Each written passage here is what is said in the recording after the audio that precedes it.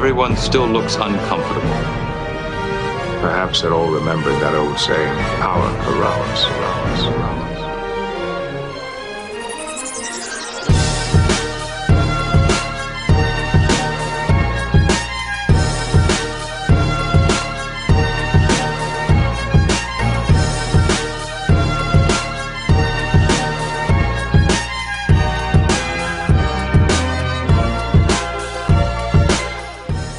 Hello, and welcome to Second Officer Slog, Episode 16. I'm your host, M. I'm Jackson. And we're here to talk about Discovery. If you hear a bunch of noise in the background, there's construction happening right outside my window, and I'm trying to, turn down my gain, but it's just, there's, drilling and sawing and stuff. It's obnoxious. My apologies. Yep, it won't be too bad, but yes, that's what we're dealing with. Jackson. Yes. You watched the Orville. What? No, I did not. I did not do that. I read... What? I got very... sometimes I get caught off guard when you say a thing, and this is one of those times. Yeah, no, it was really good. Because last week we didn't even do the Orville running joke because you hadn't watched it in so long. Like, you're just out, and so we're not going to do the, you watched the Orville, haha, no I didn't bit, that's boring. But apparently you're going to bring it back just to fuck with me briefly and get moments of my confusion captured for all to enjoy. It was a really good moment of confusion, to be fair. I was so confused. I watched Star Trek V. That did happen. Star Trek V's dumb. Yes, it is. It's not, I don't think it's as bad as everyone makes it out to be. It's a blatantly stupid film, and it's not particularly well made, but the moments of the characters interacting, they have been doing that for so long that it is mostly charming and good. Yeah, they go on a picnic. They go on a picnic. They sing Row, Row, Row Your Boat and roast marshmelons. That's what they call them, yes. Oh, yes, they do, man. Star Trek. It's dumb. It does have the only, Romulans in those movies, and they look radically different than all other Romulans. Oh, I don't even remember. Wait, is he a Romulan? No, there's a lady who's a Romulan, and she just has ridiculous high hair and the most 80s eye makeup.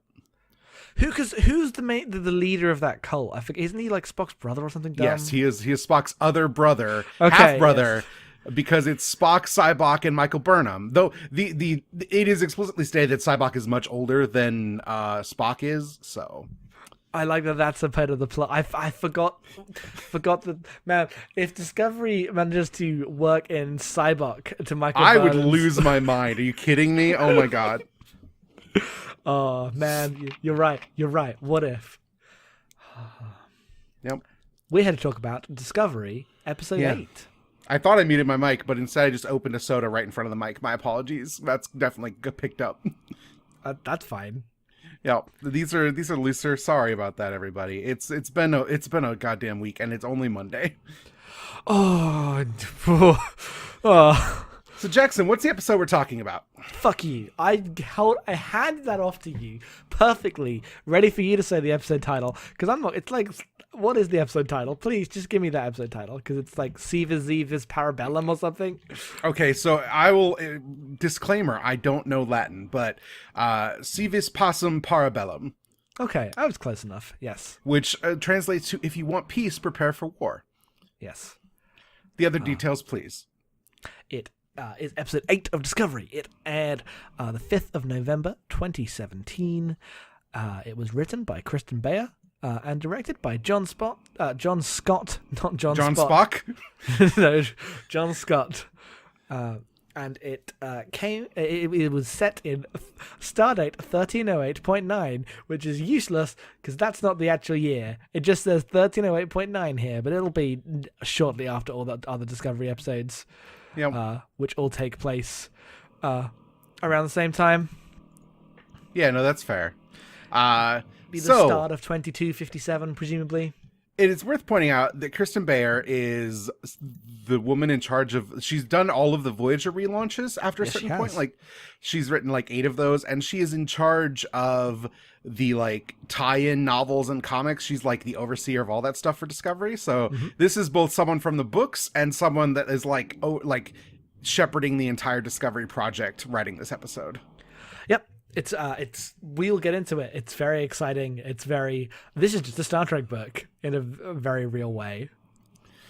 So in this episode, Michael Burnham, Ash Tyler, and Saru are on the planet Pavo because there is a giant, like, resonant forest there and a weird crystal spire, and they're able to use that, or the plan is that they're able to use that to disrupt or to detect Klingon ships under cloak if they reprogram it. They need this because every time they fight the Klingons, they don't really know how to track them because they keep cloaking, because Cole has disseminated the cloak among all of his officers, and they are just tearing through ships. The episode opens early on with them fighting Klingons who are attacking a Federation ship, and even with the mighty Discovery, they cannot defeat cloaked ships because there's a lot of cloaked ships, and it's really hard to figure that out.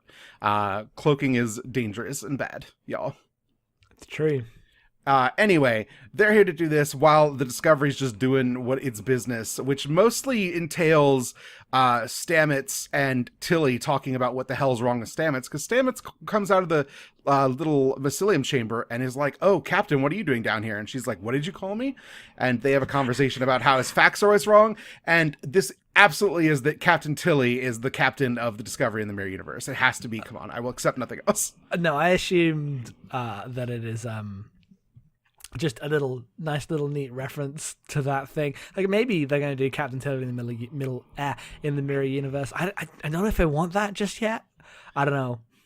I think it would be amazing. Anyway, on the planet, they're all walking through this forest, and it turns out the forest is alive and part of, like, a giant nebulous organism that is the entire planet's ecosystem. That's like a bunch of glowy blue bits that interface with the Discovery crew, mostly through Saru, who is able to hear them with his, like, naturally attuned prey animal senses, and he communes with them in, like, first contact protocols, because now they have to ask them, now that they realize that there's life form there, if they can change their spire to detect Klingon ships.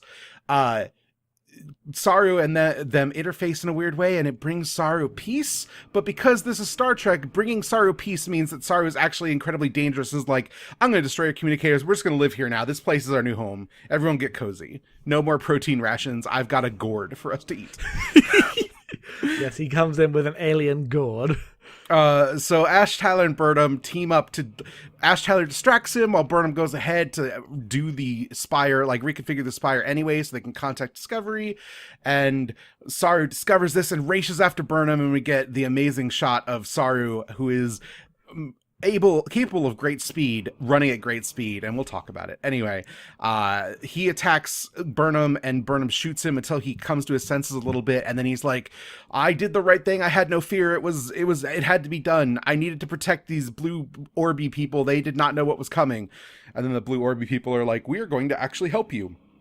And then they reconfigure the spire with their blue orb magic to actually send out the signal. Everyone's beamed off. Meanwhile... Yes, on the Klingon ship, which is being controlled by Cole, which is the I think they call it the sarcophagus. I don't know if it has a Klingon name. But yeah, in production, it was always called the sarcophagus ship. Yes, on Takuvma's ship, Cole is there being evil, in charge of the Klingons, but L'Rell is also there trying to, like, find her place and offers, "Hey, you don't have anyone to, like, interrogate prisoners, and you've got a prisoner who you need interrogated. Let me go find out some shit. I'll prove I'm useful." This prisoner is, of course, Admiral Cornwell, who we saw get captured a couple episodes ago, and she gets out her knife and is, like, about to like stab her and tells her to scream. Cornwell does, and then the second the guard walks away, she's like, "Okay, good, now we can have a chat. I hate Cole. We're gonna take him down. We're gonna leave. We're gonna escape, and we're gonna fucking destroy this Cole guy." As they are making their escape together, their impossibly doomed escape, who do they run into but Cole?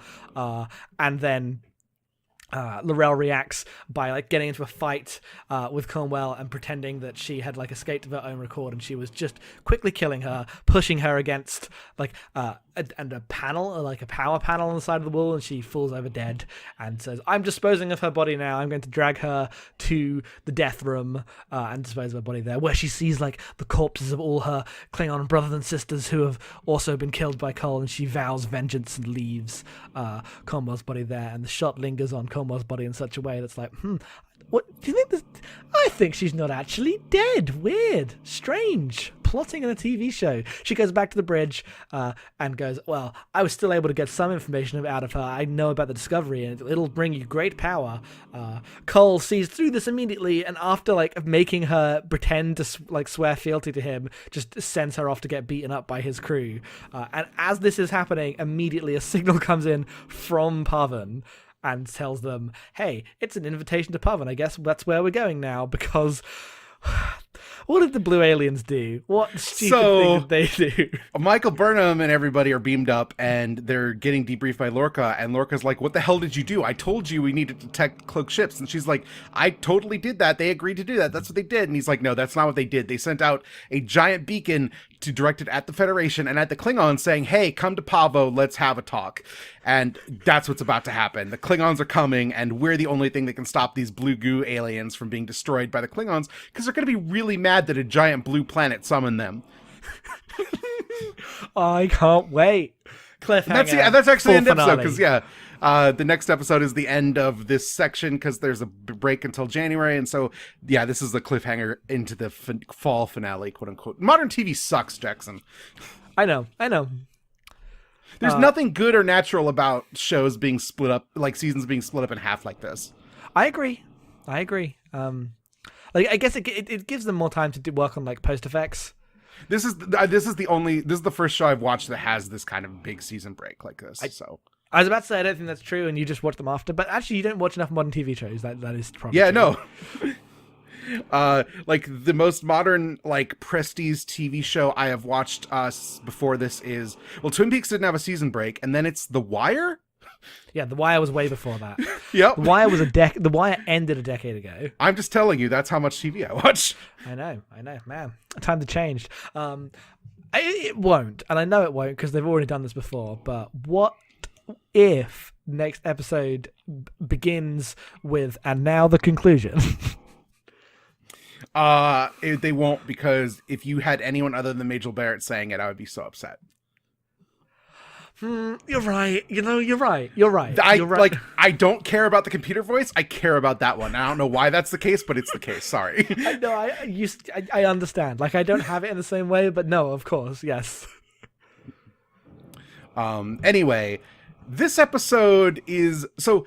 If you only listen to these Discovery episodes, we do episodes about Star Trek books. Yes. We read Star Trek books. We explain them to you. You don't have to read them. We'll just tell you what's going on. It's like most of them so far have been about what happens after DS9, so they're kind of full of spoilers if you haven't seen DS9.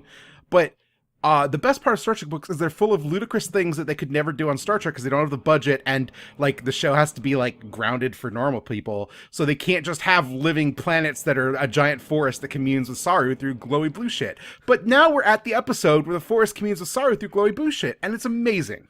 Yeah, like it's the most ridiculous kind of like in any other Star Trek series, this planet would be a couple of, maybe it'd be a real forest and like a couple of like matte painting or CGI shots depending on the era of a big spire in the background. But if this is just like we got shot in this forest and we CGI'd in a bunch of blue shit everywhere, like kind of spores being around, there's crystals over here, it just looks on a scale that the TV series weren't able to look until now, just because of the technology. It's very cool.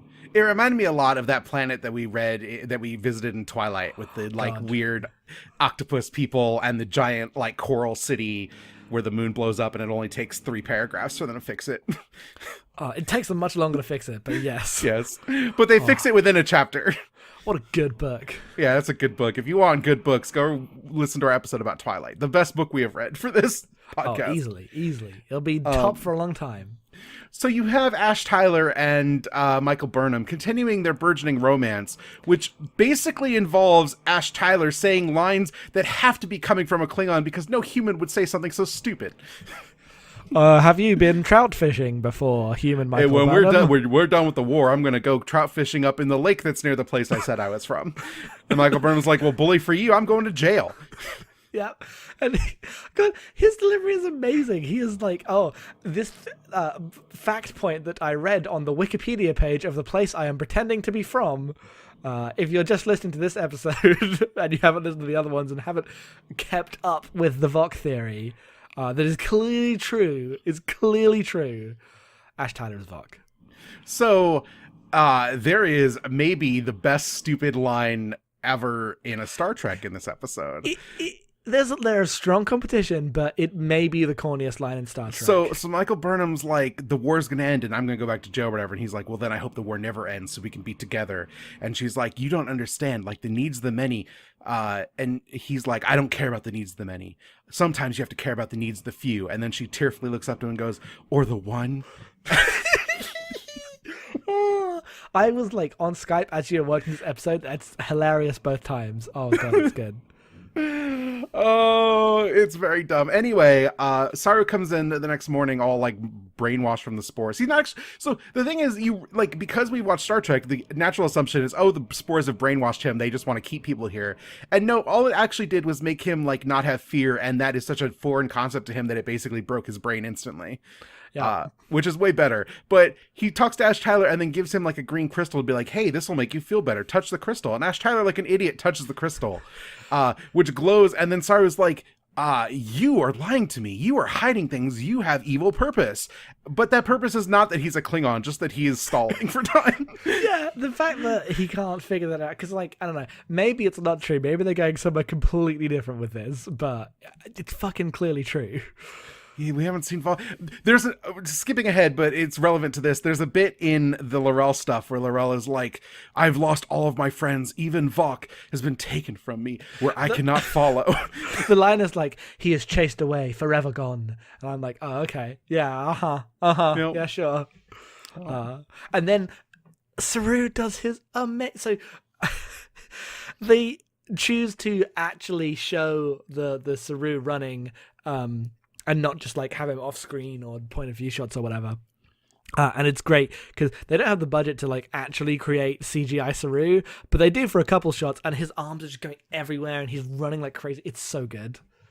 Yeah, what actually looks like is he is like filmed running and then sped up and then like green screened in to the setting. Yes, like that's most of the shots, but there's one shot where he's slightly on the distance on the cliff, which is the best shot of the whole bunch. Yeah, and he's just a weird spindly monster because Saru is a weird spindly monster. Yeah, he's just like Slender Man running his way down the cliff. Yeah, with his weird hoof feet. It's really good. And then with all of his gazelle-like grace, he double axe handles the computer to death. Because he's still a Federation officer, damn it.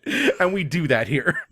The way he fights a computer is to double axe handle it. He like donkey kicks Burnham in the stomach. Like, he can fight in different ways. He just chooses to do that here. To me, that speaks of the effectiveness of Starfleet training, that even in this heightened moment, he retaliates to the things he knows how to do. Burnham completely forgets that she knows like Kung Fu from 3 episodes ago and just gets beat down until she pulls a phaser. That was Mind Kung Fu. I assumed Mind Kung Fu translates to real Kung Fu. She did Vulcan training. I assume they taught people how to actually fight and not just mental fight. She knows some Vulcan nerve pinch. That's a hard thing to perform. That's true, especially for a human. Yeah, because it's specifically said the Vulcans know it, and like Data knows it because Data's Data. And outside of that, it's hard for humans to do. Yep. It's good. Yep. So yeah, that all happens. That's a ridiculous. It is the most book plot. It's just a bunch of people on a mission that is like wildly out of scope with what Star Trek usually is. The planet is really cool, and then there's dumb romance, and you're like, God, this is embarrassing for everyone. And then someone has a personal revelation, and it all resets at the end of the thing. It's just like every book we've read. Well, yeah, because there's like a scene with Burnham and Saru in sickbay afterwards, having their like, we're gonna wrap this up, and he's like, I didn't like go crazy. I just I was just so. I have never not been afraid, and apparently I am such that I would sacrifice everything to never feel fear again. Yeah, he does point out that she continues to take everything from him. Like, him being around Michael Burnham is actually the worst thing in the world for Saru. Yeah, he looks around at him her and goes, for a Kelpian, that was an eternity. No. Anyway. That was for you. That was for you. Yes. Anyway, the Discovery is really bad at fighting, apparently, because in the conflict with the Klingons, it is just Lorca, like, berating his bridge staff for being incompetent. I feel like the bridge staff should. I'm sad that none of the bridge staff have like characters yet. I mean, season 2 and books exist. Sure, and like a bunch of them, at least 2, I think, are like Shenzhou survivors, so we'll get filled in there. But I thought it was just the lady, what's her name with the headpiece? Is it just her? Maybe it's just her. Gosh, what's her name? It should be in here because she's in this episode, and it's not. That's dumb. That's so rude. Yeah, Memory Alpha dropping the. Oh no, she's totally here. Kayla Detmer, that's her name. Okay, with cool. The headpiece. Yep. Yeah, because she's like cool and looks cool and had like a moment with Bellum in episode 3. But I wish there was more personality to the bridge crew. Yeah, like they have very cool designs. Yeah, there's Arium, who's the robot alien lady, and then there's Joanne Oasekun, who's the black lady with the very cool hair. Yeah, those are the 2 that we see a lot of. It's a shame because the show's really cool and like it is able to do what it's doing because it is only a 15 episode show. It's only a 15 episode show and goes back and forth, just barreling through a big plot, arc rather than being an episodic TV show in 2017. But I want the episode. I want like the episode where they hang out on the ship, and we like get some of those, but not. We're not going to get the deep dive into like here's just these kind of episodes because TV isn't that anymore. You can't do that. But I mean, maybe this show will chill out a little when it gets into its second season. Like they wrote this knowing that they had to swing for the fences, so like things like this fall by the wayside, right? They will definitely do things, but just by the virtue of time, it's not like not going to film everything. Lower Decks is a season 7 episode of TNG. Exactly. Exactly. Man, Lower Decks is good. Yep. This white bread captain who dies is named Tishen Colville, which is the most like an alien name, but that dude does not look like a Tishen in like at all. Some Firefly shit. It just sounds like a Vulcan name to me, but that dude is like the most like someone's dad. Mm-hmm. Anyway, Lorca's very mad at them because they're bad at fighting, though they did intuit that Klingons cannot fire while their ships are cloaked. Yep. They tried to get plot point. Yeah, no. I wonder when that'll come in relevant. Every time they engage with cloaked ships and up through undiscovered country, where it is a major plot point. Yep. I mean, it continues to be a major plot point. You can't fire when cloaked. Rule of Star Trek. Stamets is clearly moving back and forth through universes, not time this time, unfortunately. No. I can't tell what the Stamets situation is, and I know that's very, like, are the histories different? Are the worlds actually that different? Or is he just like confused? Because the thing that's actually the weird part is the part where he snaps back to being old Stamets. I'm like, wait, are those just 2 different Stamets and not that he was high on the weird universe effects? I think afraid that he's been questioned about his perception of reality, he retreated back to like the like shields he put up as a person, right? Like that's what I would do. Sure, but I specifically like last week had a lot of good character development, but if that's if his story about how he and like what's the doctor's name, because he's never in the show, Dr. Culber. I was gonna say like Culber with a B. Oh, Culber, yes. Okay, good. Yes. And that story was like really nice and like it's a really good moment. But if that ends up being fake mirror, like fucking plots, who knows? No, it's fine. I don't think it is. I think specifically it's just he was challenged and confused and retreated back to being defensive in this moment. Because like literally she pushes back like for 3 seconds and he folds and tells her what's going on. He is not okay. Poor Stamets. But also like he's chilled out a lot. Like him and Tilly are like best science buds. Yeah, because he's like, I am your commanding officer and you will not question me on these things, Tilly. And Tilly's like, mate. Yep. And he immediately folds. Yep. Anyway, that's kind of it for Discovery. L'Rell has a 6 scar now. L'Rell does have a 6 scar. Remember when we said, oh, now L'Rell's got a 6 scar, so we'll always know who L'Rell is. Yep. I mean, I would have known anyway. Her makeup is very distinctive, as is, like, she's the only one in, like, a pure white Klingon outfit. Yeah. After the first, like, episode where it just was, like, a billion Klingons that all had no line standing around, now they are being very, like, whenever there's multiple Klingons on screen, they are very careful to make sure everyone has distinct design, is presented properly. It's clear that, like, for as much as I'm not sold on the, like, design, broadly of the Klingons, they are committed to making sure that you can always tell who the Klingons are and not making just, oh, all these aliens just have one look because we only really have one kind of style of makeup design. Yep. I like that Cole is just like the biggest asshole in the world. Oh, and he sucks so it much. reads through like just the actor emoting. It like you don't even need to like read the things. He's just clearly just a giant asshole. He's the fucking Vulcan of Star Trek. Yeah, no, for sure. That's fair. Yeah. evil. There's a moment where he like puts the red makeup on L'Rell's face, and it has this hilarious shot where he rubs the makeup on camera, so you see him like rub the fingers down and put the red makeup on, and it just looks like it would look when you put makeup on fingers. So it looks all patchy, cuts away, cuts back, the makeup is perfectly applied and like perfectly smooth through the lines and everything. Yeah, it's really very funny. L'Rell and Admiral Cornwell, I want the adventure of them going through the galaxy just being cool. Like, who can out-tough the other? The possibility space when they get into a scene was so large of like the directions that show could have immediately gone. It was very exciting to me. Like a world in which like, oh, maybe the like Vox stuff ends up coming from this place first, and that's how you find out about it, but have these other characters unaware in a different peril, and they've got like, I'm so happy. I'm convinced. Like we both think that Cornwell's not dead. Yeah, no, Cornwell's clearly. It would be very unfortunate because I think the actress is really great for her to be dead. It would drop the entire plot line of her wanting to take Lorca out of command. Like, these are things that have been put out there in the world that like you can't just get rid of them like that. That would be dumb. Yeah.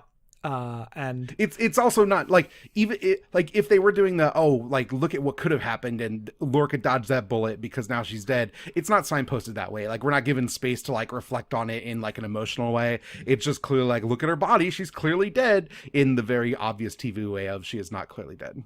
Yeah, and even the like way they fight and then die is like kind of a forced fight because they've already teamed up by that. It's clearly, and also that would be like 3 major women characters dying in big moments in 8 episodes, which is not the best. Yeah, no, it's not the best. And yeah, so I would miss Cornwell. I hope she stays around. She's great. Yeah, no, I want her to interact with Lorca over and over again because they're great. I want her to be in like situations where Lorca has to actually take commands from her. Mm-hmm. What if the like weird compromise they reach in the middle of war is she takes over the Discovery and he has to like fucking put up with that, but if he doesn't do exactly what she says, she's going to be like throw him out immediately. I don't know. There's multiple things you could do with that.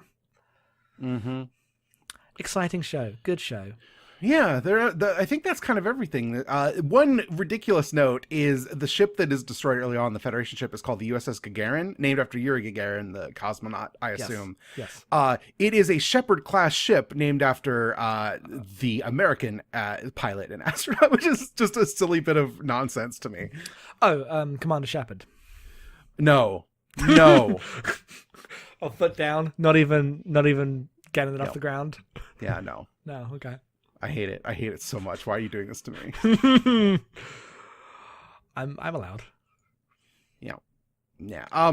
There's actually like been a bunch of like names like released through documents and fan stuff or stuff that is like the ships that were lost in the Battle of Binary Stars. It seems like Starfleet was really into naming ships after scientists and astronauts in this period.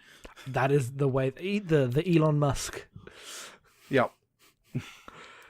Somewhere there was like a USS Ride, which was based on Sally Ride. There's a bunch of like ships that took place in that battle that all have names like that. That's cool. Yep. So, that's kind of all I got. I don't know. This episode's weird. It's the most for as much as it's the most just a Star Trek episode of like, oh, here's a weird planet, here's a thing, here's a plot about it. It's also at the same time maybe the most here's a modern TV episode. It doesn't really have an ending. It just kind of ends in a bit that will be picked up next time, which is fine because it's like an actual cliffhanger to the finale. Most of the episodes have been properly structured. I don't think that's the norm for this show, but in this episode, it definitely makes it weird because like the L'Rell plotline has no relation to the other plot lines. Like no, even like thematically. It just these two things are happening and need to happen before the next episode. We are putting them here together. Yeah. It just feels very modern TV, not in a necessarily a bad way, but in a way that's like, this is episode's okay, it's good, it's very exciting, and leads to some like cool possibilities for the future. Yeah. For example, here's just 2 ships because I found the list of Battle of the Binary Stars. There's the USS Clark, I assume named after Lewis and Clark, that is a Malachowski class ship that is named after Nicole Malachowski, the first female pilot of the Thunderbirds team. There's a ship, the USS Dana, which is a Hoover-class ship that's not named after President Hoover. It's named after U.S. Air Force fighter pilot Bob Hoover, who escaped Nazi captivity in a stolen plane, which sounds amazing. That's pretty good. Yep. There's like a USS Earhart that's in there. There's just a lot of that stuff. Oh, hilariously, there's a ship called the USS Edison. Memory Alpha helpfully suggests the ship might have been named after Thomas Edison or Captain Balthazar M. Edison, which is Idris Elba's character from Star Trek Beyond. I guess he is technically canon, but because he just goes off into the frontier and disappears. Yeah. And he hasn't. Hang on. What if there's at some point Prime Universe Idris Elba? Like, he is probably a weird monster man in this universe just on a planet they haven't found yet. Yeah, because all that stuff will have happened by the split. Yep. Yeah, no, 100%. Oh no. They can write that book now. I would be so excited to read that book. Are you kidding me? Fucking, like, original series Kirk running into Idris Elba. Oh, please give me all these things. These things sound great. This was a fantastic podcast idea. I'm glad we're reading Star Trek books. Just the weird lore hole we get into is really good. I appreciate it. Yes. Anyway, that's it. That's all we've got. We don't have any questions or comments. We're at the season break next week, so if you want to reply to us with all of your thoughts about Discovery through this first half of the season, it's a little more than half, you know what I mean.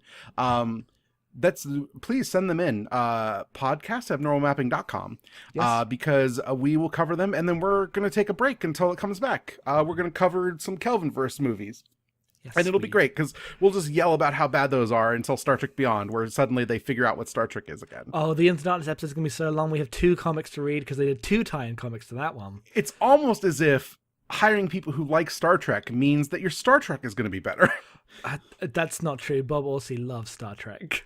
Oh, I don't believe Bob Orsi loves anything.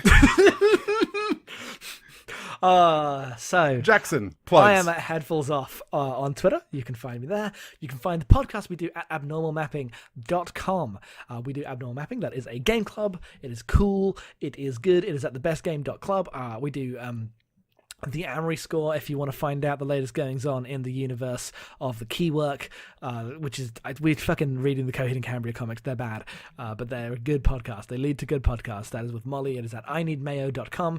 We do the Great Gundam Project, which is a bonus podcast of $1 Patreon subscribers at patreon.com/Abnormal Mapping. We host Fireside Friends. There might be another podcast coming soon. It's a good time. Next week should be that podcast, actually. It's actually okay. Confirmed. Launching soon. Barring my life falling apart any more than it already has, it will be up next week. Okay, so we don't know. Yeah. Yeah.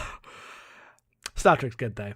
Yeah, no, Star Trek's great. I'm excited for more Star Trek. It's been so hard not just read that Discovery book. I've had it for weeks. I'm so mad I'm not reading it. We're almost there. We are so close. I know. I just need to wait a week and then I can read it. All right. You can do it. Yeah, I can do it. All we got to do is record Abnormal Mapping, then we can get into reading more Star Trek. I meant you can do the outro of the podcast.